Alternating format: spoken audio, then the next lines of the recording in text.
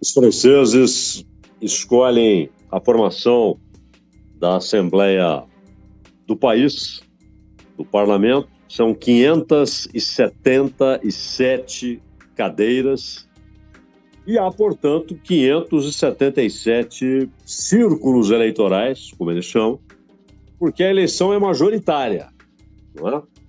Quem vai representar aquele distrito, aquele círculo eleitoral, como eles dizem, ou distrito, como dizem na Inglaterra. Aliás, Reino Unido tem eleição semana que vem. Mas na França, esse processo majoritário abre a possibilidade de 2 turnos. Então, se algum candidato tiver 50% mais um voto, ele já está eleito no primeiro turno. Então, naquele distrito, naquele círculo eleitoral, não há disputa de segundo turno. Ele já ganhou, né? Caso contrário, qualquer um que tenha tido pelo menos 12% dos votos participa do segundo turno. O segundo turno não é necessariamente só entre 2 candidatos.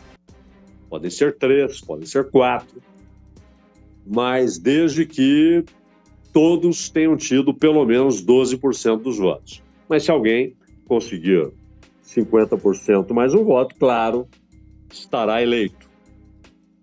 E geralmente essas eleições acontecem, ora com um pouco mais de interesse, ora com um pouco menos de interesse. Normalmente a eleição ocorre depois da disputa pela presidência. A eleição presidencial também com possibilidade de 2 turnos, e aí vem a eleição para o parlamento. Então, quando o eleitor vai escolher o seu deputado, ele já sabe quem ganhou a eleição presidencial. É depois. Só que, desta vez não será.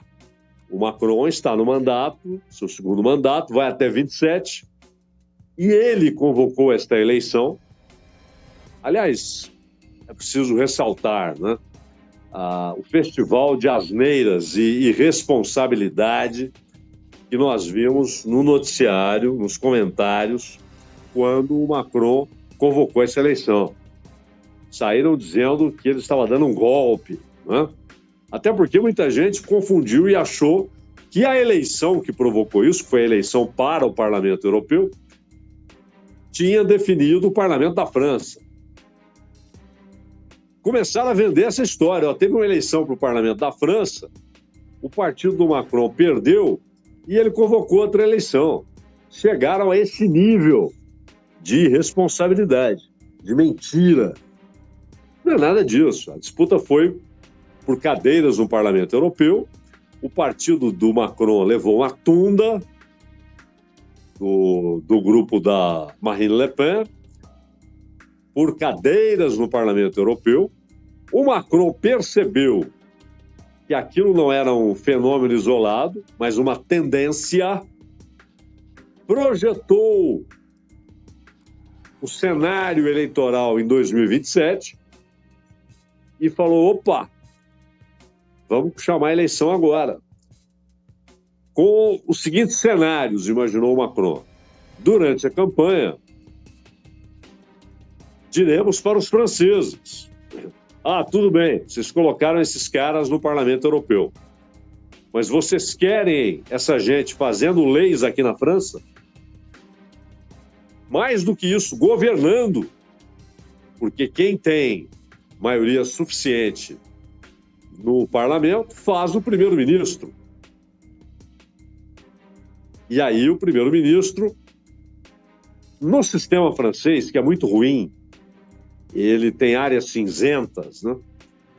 Ele tem alguns limbos constitucionais, porque eles chamam de semipresidencialismo. Aquilo que o Gilmar Mendes defende aqui no Brasil e tal.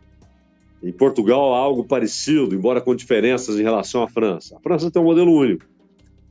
Só que o presidente cuida de política externa. E hoje, a política interna, num país que faz parte de um grande bloco, como é o caso da França, que faz parte da União Europeia, e que está numa aliança militar como a OTAN, as decisões internacionais, as decisões de política externa, acabam sendo decisivas para a política interna. Então, o primeiro-ministro não tem muita margem de manobra, mas ele cuida das finanças. Quando são do mesmo grupo político, como agora Attal e Macron, obviamente, o sujeito vira um executor de decisões do presidente. Quando ele é da oposição ao presidente, eles chamam de coabitação. Já aconteceu outras vezes. Mas você tem o presidente que representa uma parte do eleitorado, um campo de ideias, e um primeiro-ministro que é oposição a esse campo de ideias e que representa outra parte do eleitorado da França. E aí há choques. Se esse primeiro-ministro tem forte respaldo parlamentar, é claro que ele ganha muita força nos embates inevitáveis com a presidência.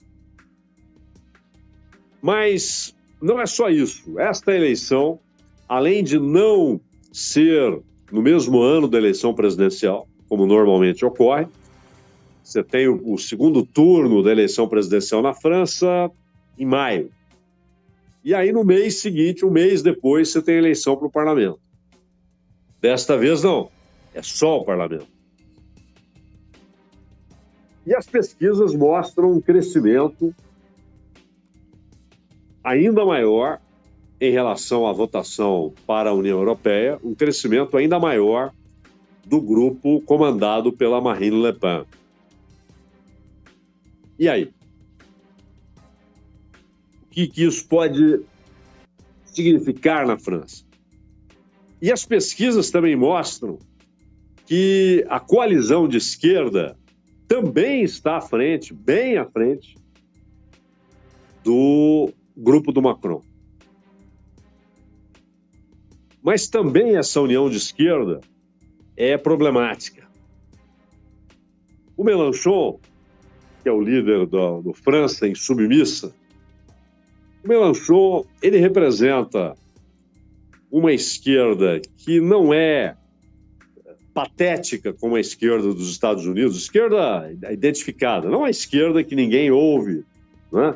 Que não tem assento no parlamento e que tem ideias importantes, livros importantes, movimentos populares e operários importantes nos Estados Unidos.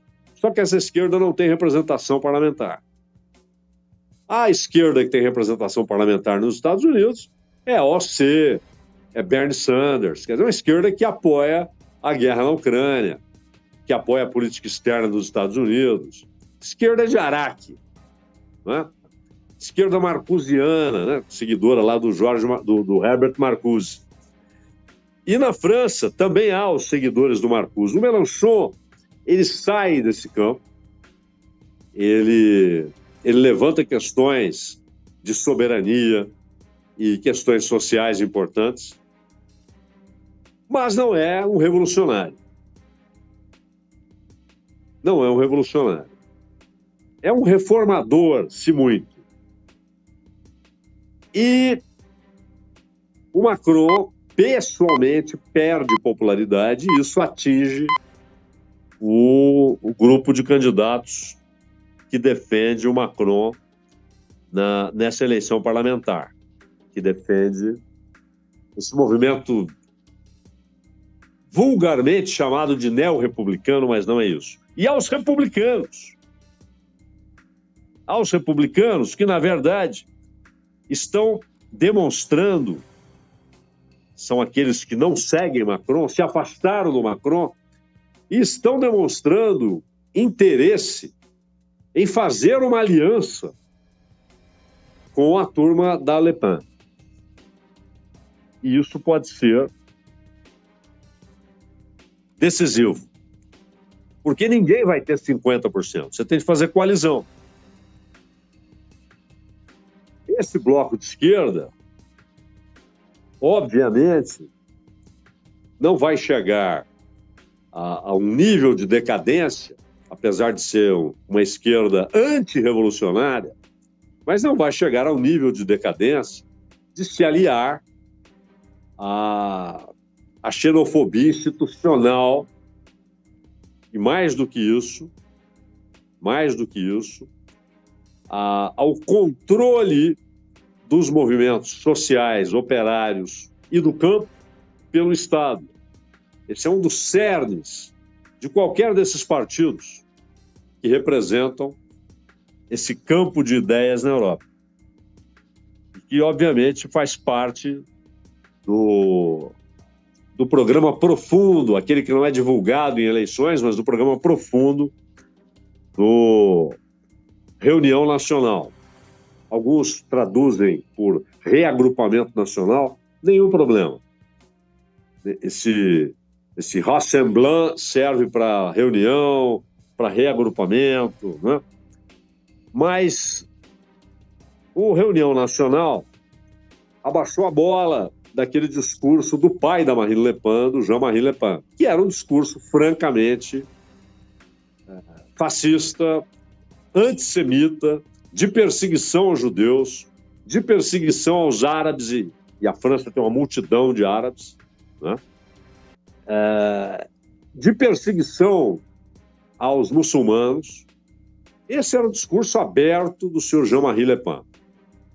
Inicialmente, repetido pela filha, mas que depois não só rompeu com o pai, houve uma briga, mas também o partido passou a fazer um discurso mais ameno, né, tentando dizer que está rompido com aquelas ideias, e passou a ganhar voto.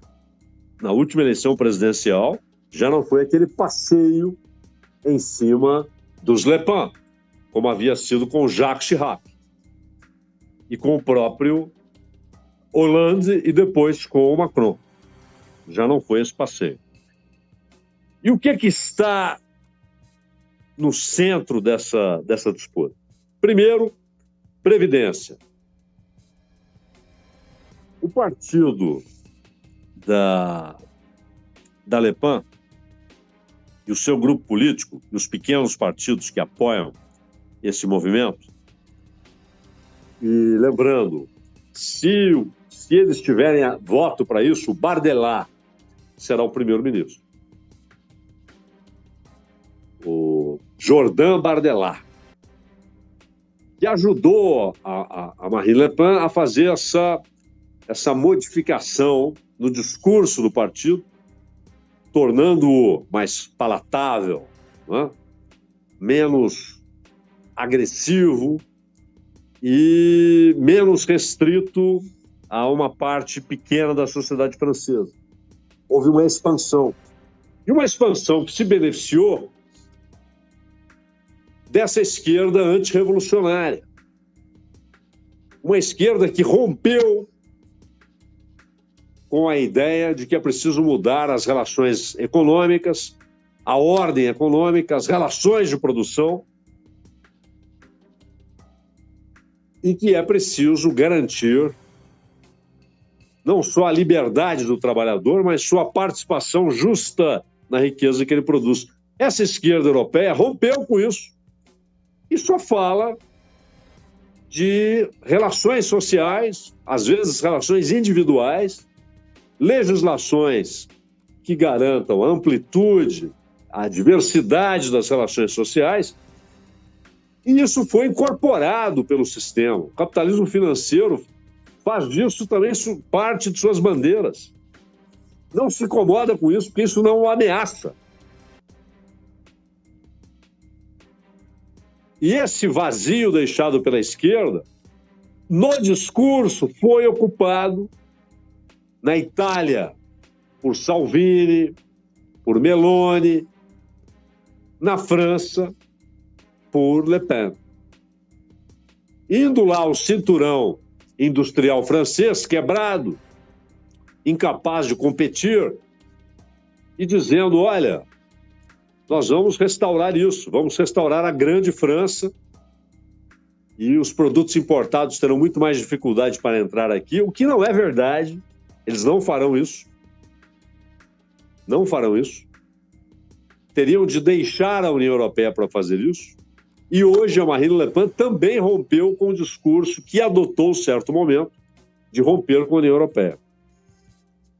E eles perceberam que os franceses, e principalmente os franceses pobres, a classe média, os agricultores, estão fartos de restrições previdenciárias, de diminuição do estado de bem-estar social, enquanto a França desloca bilhões de euros para mandar armas para a Ucrânia.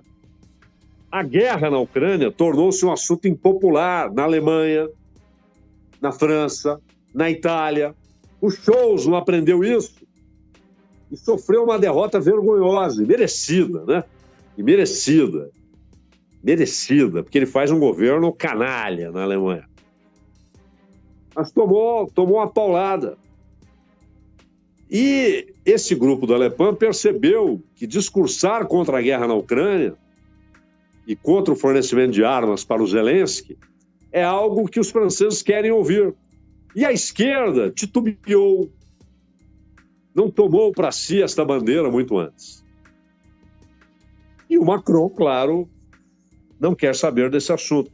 Mas isso leva a uma discussão sobre Previdência, a demagogia do Bardella de prometer uma grande reforma previdenciária, desfazendo o que foi feito pelo Macron e, portanto, restaurando direitos dos aposentados. Os aposentados querem ouvir isso. Ele promete que jovens até 30 anos não pagarão imposto.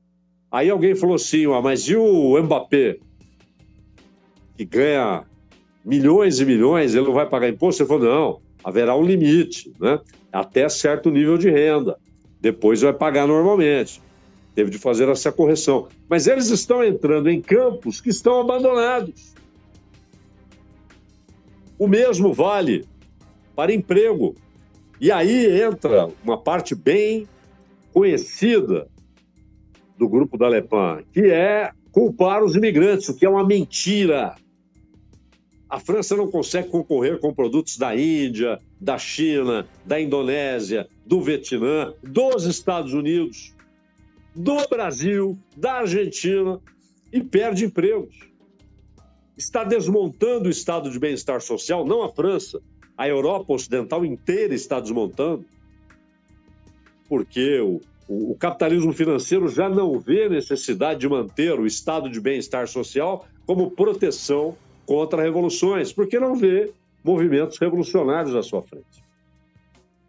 Direitos estão sendo arrancados, inclusive no célebre sistema de saúde do Reino Unido. Célebre, exemplo para o mundo, está sendo desmontado. E a semana que vem poderemos falar sobre isso, porque tem eleição lá. Outro ponto, OTAN. Aí, tanto o grupo da Le Pen quanto o grupo do Mélenchon, ou seja, direita e esquerda, extrema-direita e a esquerda reformista, falam a mesma coisa. A França se rendeu aos Estados Unidos, embora não de maneira escrachada, sem pudores, como a Itália e a Alemanha. A França ainda tenta manter um ar de soberania e de altivez, mas se rendeu. Virou cumpridora de ordens de Washington. E tanto a Le Pen quanto o Mélenchon usam isso, e ambos estão à frente do Macron, do partido do Macron, do grupo do Macron na eleição legislativa. O candidato da Le Pen, o Bardella, o Mélenchon diz que não sabe, se tiver maioria, se vai aceitar ser primeiro-ministro, aquelas coisas do Mélenchon. E o Attal seria o candidato, claro, natural do grupo do Macron. União Europeia. Aí entra também a questão de soberania e submissão. Os franceses, assim como holandeses, belgas, italianos, espanhóis, portugueses, se levantam, sempre que podem, contra a perda da identidade nacional e da soberania orçamentária, inclusive. Não, nós não podemos fazer isso no orçamento, porque a União Europeia vai vetar. Quando um português ouve isso de Lisboa, que não pode fazer porque Bruxelas veta, ele sobe nas paredes, ele fica maluco. Ele fala, mas meu amigo, Eu vivo em Portugal, não vivo na Bélgica. Mas o comando burocrático, inclusive orçamentário, está na Bélgica. E aí também Mélenchon e Le Pen conseguem ser muito mais populares do que Macron. Então, todos esses elementos se juntam. São 2 turnos, o primeiro domingo agora, o segundo no outro domingo, quando saberemos se a oposição fará a maioria e que tipo de governo Macron terá pela frente, o primeiro-ministro e o gabinete, e o peso disso na eleição presidencial de 27. E, por fim, apenas dizendo que uma das apostas do Macron é até que o grupo da Le Pen vença. E aí o poder trate de desmoralizar esse grupo. Então, eles ganham a eleição e depois de até 2, 3 anos, até a eleição de 27, eles estarão desmoralizados por não terem cumprido suas promessas de campanha, meu caro Ronald Gimenez. 3 minutos para